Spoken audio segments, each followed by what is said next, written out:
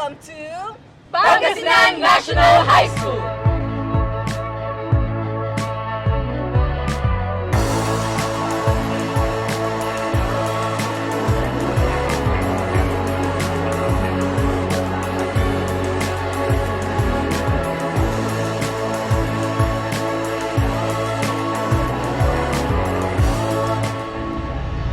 Pangasinan National High School is formerly known as Pangasinan Academic High School.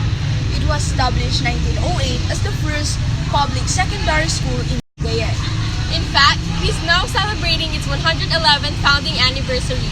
It is now considered as the mother school in Zaire, Pangasinan. This is our school's quadrangle, where every Monday we gather to conduct our flag ceremony and sing our national anthem.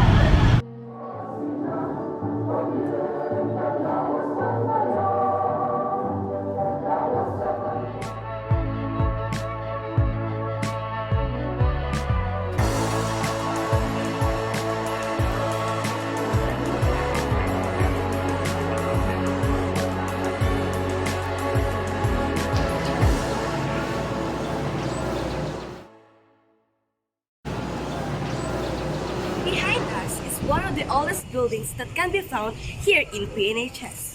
South Gabaldon building holds so much history and went through many disasters, yet it stood still for over 100 years. Grade 7 students reside here. This building holds the future of the students as it serves as a foundation of every student studying here. Hello everyone, let me show you the daily life of students here in Pangasinan National High School, specifically in North Gabaldon building.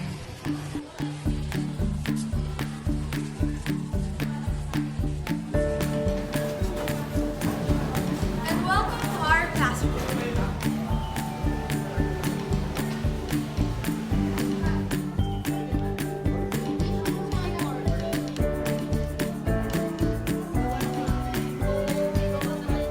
Okay? No? Next.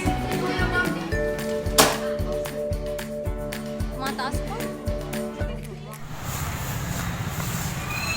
This is the sophomore lawn of the Pangasinan National High School, in front of the South Gabaldon building, where every student or most of the students in sophomore year spend their vacant time.